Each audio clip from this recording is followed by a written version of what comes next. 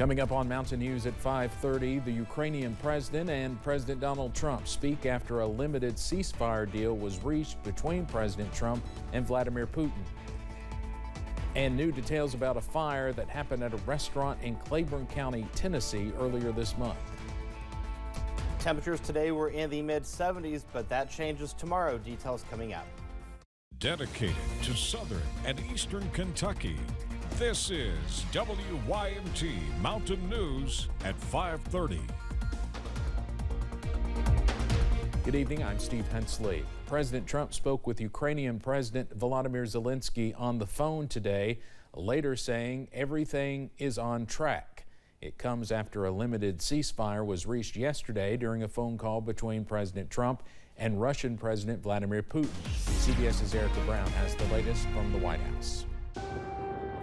Sirens wailed over the skyline in Kyiv as Russian strikes on the Ukrainian capital continued. Ukrainian President Volodymyr Zelensky asked President Trump for help stopping the attacks during a one-hour phone call Wednesday morning. President Zelensky asked for additional air defense systems to protect his civilians, particularly Patriot missile systems, and President Trump agreed to work with him to find what was available, particularly in Europe. Trump and Zelensky discussed the possibility of a full ceasefire, and they agreed to send technical teams to Saudi Arabia next week to work on the details of a potential truce. That full-on ceasefire has a lot to do with this 2,000-kilometer line that where the Ukrainians are lined up against the Russians. It's complicated.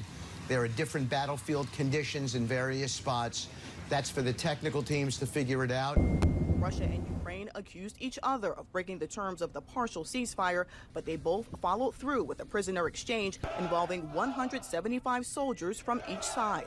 A federal judge has now given the Trump administration until Thursday to explain why they allegedly ignored a judge's ruling to turn around flights deporting Venezuelan migrants to a prison in El Salvador.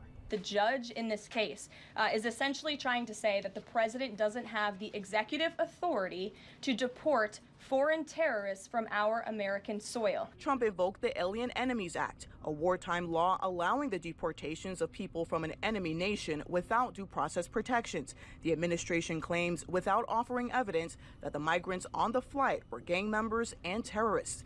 Erica Brown, CBS News, the White House. The judge has given the government until noon tomorrow to explain if they violated his order. President Donald Trump says Iran has a 2-month deadline to reach a new nuclear deal. The directive comes as President Trump said he would like to reach a deal to gain more control over Iran's nuclear capabilities. It's unclear how the U.S. would respond if Iran fails to enter direct talks about its nuclear program.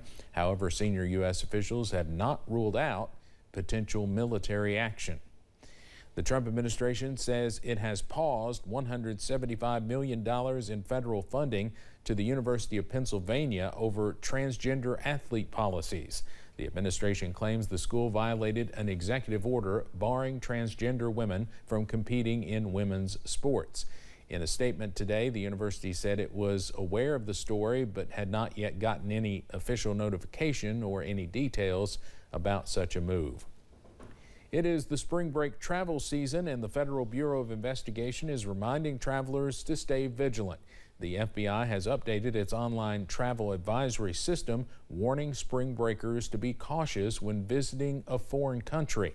They suggest a few tips to help travelers feel more safe and secure. Among those, avoid traveling alone, use authorized taxis, and beware of new acquaintances.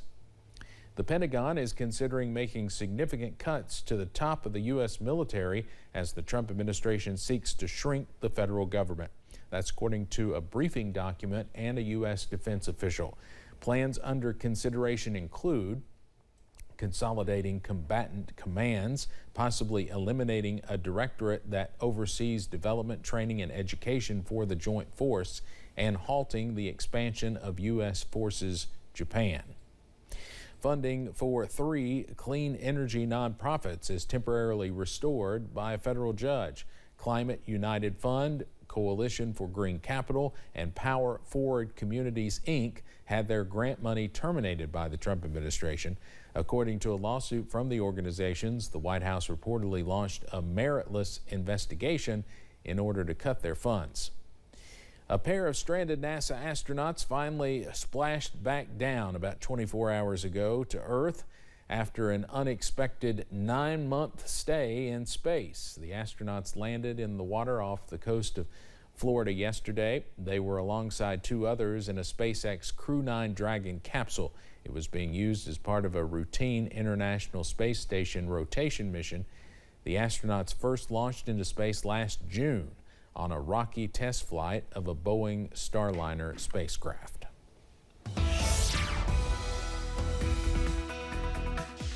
We had a little bit of wind out there throughout portions of eastern Kentucky. Here's a look at the max wind gusts since midnight.